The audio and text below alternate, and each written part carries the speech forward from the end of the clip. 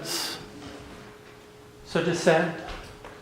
Fill us with that presence, that love, that power, and transform our hearts that our lives may be a reflection of that transformation, and the world may take notice of the love that shines through us from you.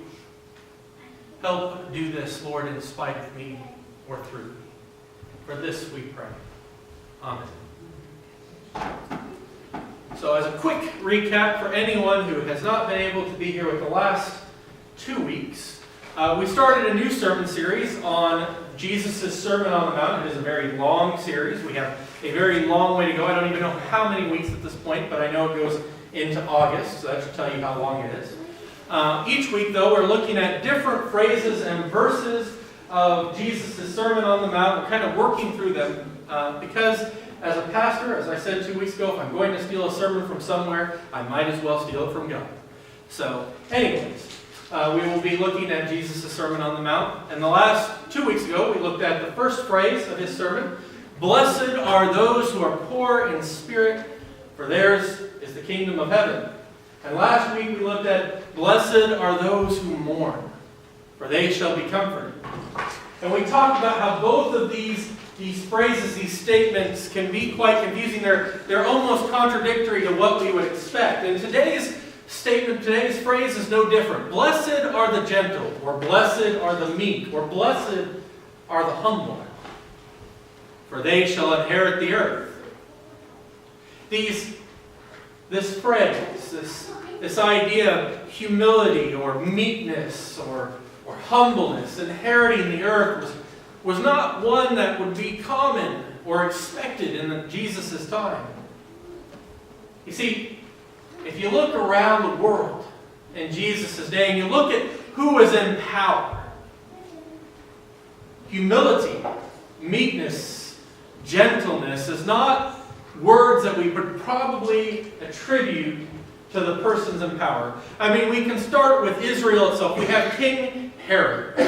King Herod loved being king. He felt he deserved being king, that his family deserved being king. He wasn't necessarily rightfully the king by lineage or anything. He just had been appointed king by the Romans. And Herod, upon finding out that there was an actual Jewish king born in the city of Bethlehem, decided to have all children under the age of 2 years old put to death to guarantee that there would be no one to contend with him for his crown.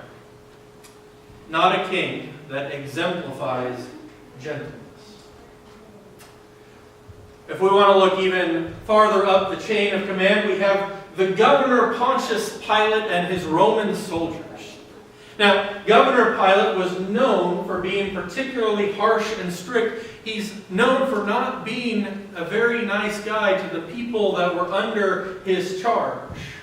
In fact, one of the nicest stories that we have about Governor Pilate was the story of Jesus' own crucifixion. It's one of the few times that Pilate seems unwilling to accept the blood on his own hands. The other Roman historians do not speak kindly of our Governor Pilate. And the Roman soldiers don't fare any better. They were known for being the type of men that, because they had the power and the armor and the strength and the backing of Rome, if there was something they wanted, they took it. Whether it was a possession, whether it was a young woman, or whatever. They just took whatever they wanted. Not a gentle, a meek, or a humble people. And then we can go all the way up to the top of the Roman Empire. We can go to Caesar himself, a man who considered himself no less than God on earth. A man who had statues erected in his honor, that believed that it was his divine right, that it was his duty, his destiny in life to send out the Roman legions as far and wide as they would go to conquer and subdue the people and enslave them and bring the power and glory and wealth back into the city of Rome. Not a gentle, humble, or meek man. And yet these are the figures and the people in charge. And we can even look at the religious figures of Jesus' days, the Pharisees. How many times do we hear about the Pharisees thinking that they're better than everyone else? How many times are they willing to be so bold or to call for someone's crucifixion that goes against their will? And so with all of these people, it's no wonder that the crowds gathered around Jesus as he's giving this Sermon on the Mount are a little bit confused by this statement, "Blessed are the gentle," or the meek, or the humble, for they shall inherit the earth. How can the humble, the meek, the gentle ever possibly overcome the strong, the powers that be, these men who wield force at will? You see, Jesus was teaching them about a truth that was above and beyond what the world saw. Jesus himself lived out a gentleness, and by no means can we say that Jesus was weak. And we can see that even in the moment where Jesus is at the hands and the mercy of the Jews, the Pharisees, and the Romans, even in that moment where they are beating him and crucifying him, when he could have called in the undefeatable armies of God to declare victory and to wipe out all of his oppressors and persecutors, instead he chooses to offer them forgiveness, to offer them kindness. He chooses not to retaliate. He chooses to live into the very things that he taught about turning the other cheek, about giving to those who would take from you what they ask. And in giving, they no longer have the power to take. He chooses to show a strength that is far beyond the powers of Rome or the Pharisees in the temple. He chooses to show us the power of God. And in the resurrection, Jesus, the gentle, the meek, the humble, becomes King of kings, Lord of lords, ruler of all creation, and he takes his throne over the entire universe. So when he says, "Blessed are the gentle," or the meek, or the humble, for they shall inherit the earth, he is telling us, blessed are you who follow me, who choose to be like me, who choose to be the children of God. Because as the children of God, God will give you the earth.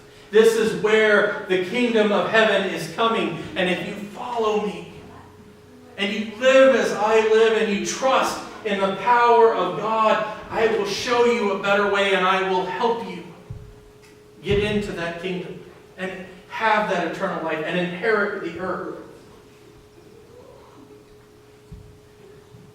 As we were planning all of the music and stuff and worship team for today, I will tell you that the worship team members were giving me a hard time for Mother's Day being the day that I chose for blessed are those who are gentle.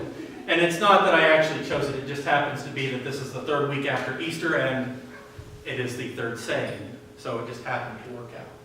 However, there is something to be said about it being on Mother's Day, and blessed are the gentle, because there is something about the mothers in our lives that exemplify gentleness, that exemplify Jesus. And I'm not saying that this is all mothers. I'm not saying that this is necessarily our biological mothers or even our stepmothers. But the women who mothered us, who nurtured us, who cared for us, who loved us, who taught us, who made us the people that we are, regardless of their actual relationship with us, are the ones that I'm referring about that choose gentleness. And I thought of some examples of the way that I have seen mothers in my life show their gentleness. You see, mothers have this way of being able to correct our behaviors, especially our poor behaviors, without ever having to do anything to us. Some of you may remember moments where your mother was upset at your father and she became very quiet. And it's amazing just how much silence from a mom can cause dad to realize just how wrong he is.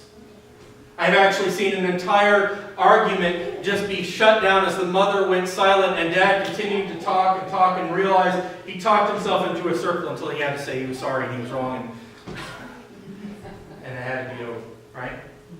There's also the sigh. And the power, it doesn't hurt anyone. It doesn't actually affect. It's very gentle, and yet it gets a lot of reaction, doesn't it? Yes. Or the simple, especially in the spousal relationship, just, I don't know, taking a pillow off the bed and suddenly setting it on the couch. There's a lot that is said in that statement that corrects some behavior and causes some apologies to happen. Or I'm going to go visit my mother. Maybe you've heard that one before.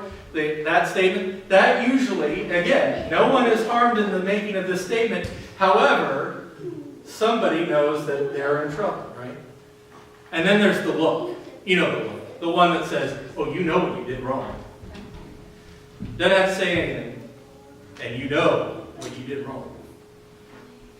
All these great ways that mothers are able to offer and to teach us and to correct us without ever having to do anything for us. I mean, it's so much different. I mean, even how they interact. Just wait till your father gets home. Mom's not going to do anything to you, but you know that when dad's going to get home, it's not going to be so gentle and nice, is it? Right? That's the implication there. See, there's just this wonder about how God can teach us about gentleness through the mothers and the women in our lives that do these things, that nurture us and care for us. And so I think it is a little bit of a coincidence that it happened today, but I also think that it might have been not so coincidental. Because mothers really are, I think, one of God's best examples of gentleness in our lives, of how we can be strong or see strength without having to see the use of force, right? Because mothers are by no means weak. Most times, if we really look at it, they were our moral compass in the family. They showed us and taught us probably more right from wrong than Dad ever did, despite how good Dad might have been. There's just something about mom and moms, right? So as I looked and thought about this, and blessed are the gentle, and I thought about the fact that it was Mother's Day, I came up with a couple things that I'd like us to do from today, and from Jesus' name. First, that we all should have that quiet, that reserved strength, that love that Jesus has in our lives. And this is an everyday thing, that we should not be a people that seeks to retaliate or revenge, that seeks to use force when others wrong us. Instead, we need to be people that turns the other cheek, that lets things go and trusts that God will make it right. And that's a hard thing to do. In fact, it actually takes more strength to be reserved and to refrain from action than it often does to unleash our anger when we are upset. And the second thing is that I want you to take some time today specifically, but really every day, to appreciate the women who have been mothers in your lives. And if they are able to be contacted and reached, do so. Tell them thank you. Tell them that you love them, that you appreciate what they've done for you. And if they are ones who have gone home to God, who have served their duty here on earth and been brought back from deployment into His kingdom, I'm sure letting God know will give them the message. Because I'm sure they're standing there with Him, watching down on us and still loving us just as much as they did when they were here with us, and still concerned about all of the ways that we could do better, all of the times that we get hurt. And so just offer up a prayer to God to ask Him to thank Him for you. I think if we do these things, if we can learn to be a humble people, that don't think of ourselves and our own feelings first, and instead think of others and how we cannot do harm to others, but instead to love them even when they're our enemies. If we can do that, we will look a lot more like Jesus, and the world will take notice, and we will change the world. So let's be that people. Let's be the children of God, the one who have the right to inherit God's kingdom, because that's who He promised it to. Amen.